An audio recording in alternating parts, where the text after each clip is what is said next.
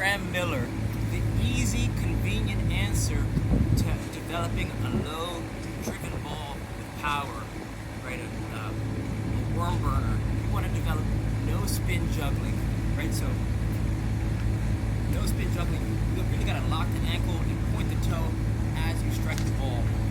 I think a good way to start to develop this is, they say make skills easy, make strength hard.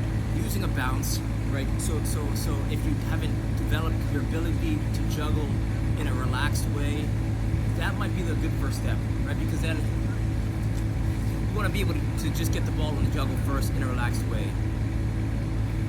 And you could do this juggling different size balls, right? A lot of players who haven't developed their juggling abilities, I think they're too hard on themselves.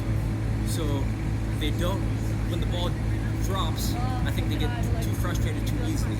So you really want to make it fun and joyful and make a lot of mistakes so that you can learn from them. Use bouncy balls, hacky sacks, tennis balls. You got to bring a ball with you everywhere you go so you can juggle, dribble, and play, right? As long as you're being safe. If you just get more touches, you're gonna have more fun.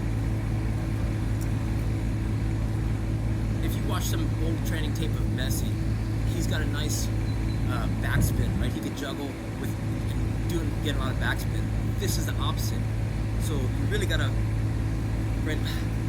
It's kind of hard with the tennis ball, but let's see if you can see it actually rotate forward. Right? So look at how high a lot of players, when they juggle, they're not getting a flush strike. You really got to point that toe and lock the ankle so that when you connect, right, and watch that left arm too. Right, that forward spin, no spin.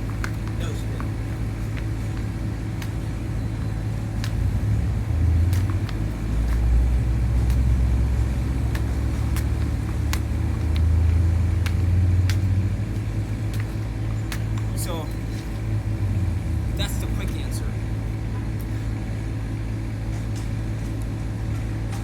But we could take a few steps back, right? Because on a deeper level,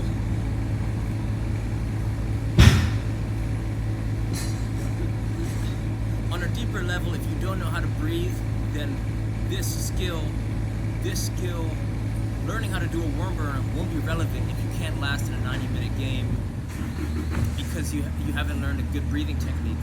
So take this test. Right? If you take a deep breath and your shoulders go up towards the sky, if your deep breath looks like this, then you want to search this video called How to Breathe by Dr. Franich. And she'll show you how to use this belly breathing technique where you go like this.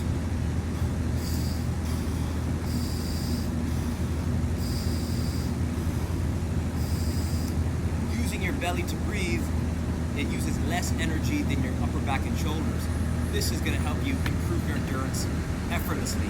It's also going to help you stay calm in high pressure situations on and off the field. Right, so I would say if you could only take one thing away from this video, it's not about the load-driven ball, it's about learning how to breathe, because if you can learn that one technique, this is going to help in every single area of your life, right, across inside and outside of soccer, like everything. This is going to change the way you operate.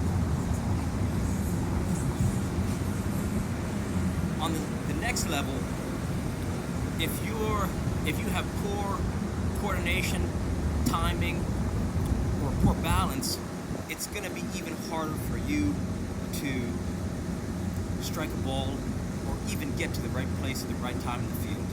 So for those reasons,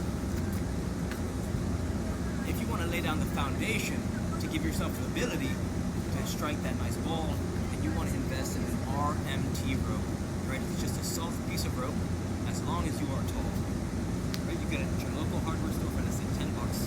And as you swing it in rhythmic circles, breathing, or you're here, and it's going to help you bend and twist your spine, right? You can start to feel tension in your body. You get into one-legged balance. Floyd Mayweather does underneath the leg, work the shoulders, right, high-low, and then, so you'll notice that as you swing this,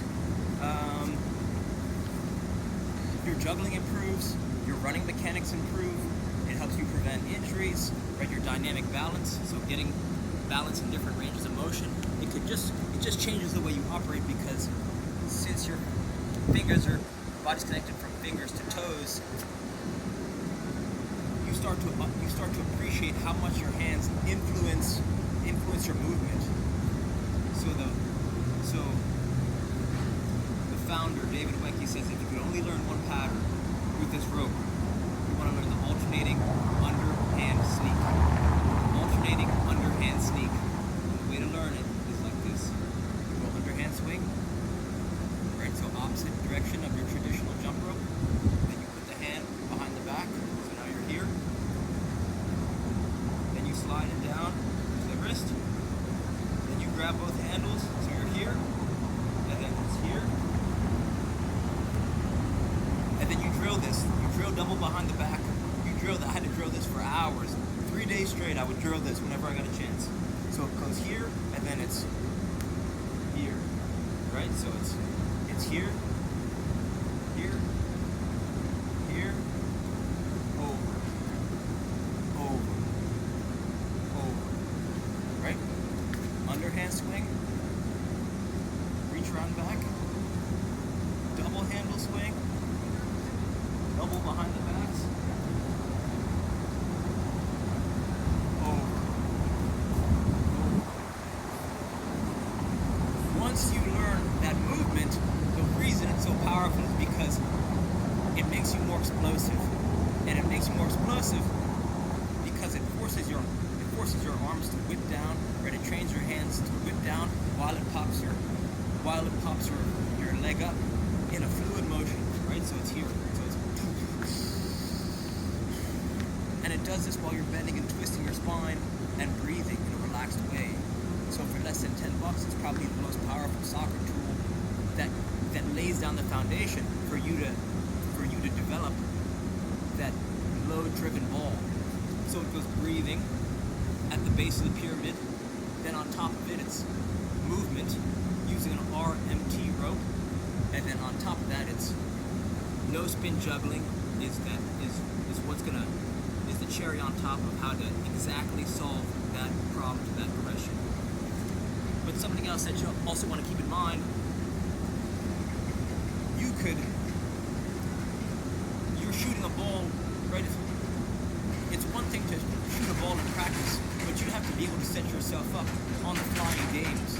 So what that means is that you got to make sure that your dribbling is on point too. So there's a dribbling sequence called the Tom Turnbull dribbling sequence, and if you practice this for 60 seconds a day, for 16 days straight, develop the habit, this is going to make it so that you have the awareness to get your head up, so that you can see the field, so that you can see the goal, so that when you pull the trigger on the shot, but you know where it's going. So the sequence looks like this. It goes outside, outside, inside, outside, inside, outside, outside, inside, outside, inside, outside, outside, inside, outside, outside, outside, inside, outside, inside, outside, outside, inside, outside, inside. 60 seconds a day, saying it out loud, or when you say it out loud, you develop, it helps you internalize it, right? It helps develop that mind-body connection. So let's recap. The question is, even though your question is about shooting, these are my 3 questions for you. Can you learn how to breathe? Right, Dr. Vranich, belly breathing, V-R-A-N-I-C-H. Then, can you make or invest in an RMT rope? That's David Weck, W-E-C-K. Then question number 3 is, can you do the dribbling sequence, Tom Turnbull dribbling sequence, 60 seconds a day, and then start to do the juggling with no spin for 60 seconds a day, different size balls. And then a close 5th would be, can you invest in a kick trainer? Because a kick trainer will allow you to cram months of shooting practice into days or weeks. Since it's a ball and a rope, you're going to get a lot of repetitions in very tight time windows in an effortless way. Right? You can get 60 touches in 60 seconds, which means in 10 to 15 minutes of using it while on the sideline or watching a game or on the vacation at the park or the beach, you could just get so many, you're gonna get your volume of touches is gonna go through the roof. Plus you could get rapid feedback, right? If you miss hit it, it comes back around, so you can self-correct rapidly. And this is not a new idea, right? Kick trainers have been used by AC Milan, Ajax, Sevilla. Wesley Snyder talks about using kick trainer growing up. And my current favorite is the Sklz solo kick trainer, but you can make one yourself with a size 1 ball, a length of rope, and some duct tape. So $26 on Amazon if you don't feel like making one yourself. Right, so then these things could just flow into a daily routine, a daily workout. It's like you wake up, you hydrate, have some nice breakfast, and then once you learn that breathing skill, then you don't have to think about that, so that's off the table. Then it's bringing a ball everywhere you go, so then you could juggle, dribble, and just play perpetually. Work on that no-spin juggling. First get into a nice rhythm of being able to juggle, and then you want to develop that no-spin juggling ability. I think trying to do both at the same time, this would be challenging. It's like trying to you gotta respect the progression. So anyone with poor shooting abilities usually has poor juggling abilities. So I would say if you're not a great juggler, then start juggling. Just get into the juggling habit first, and then you can start to develop the no-spin juggling. Right, you gotta take it in steps. And then if you rush it, then you'll do yourself a disservice. So hopefully this helps. Reach out if you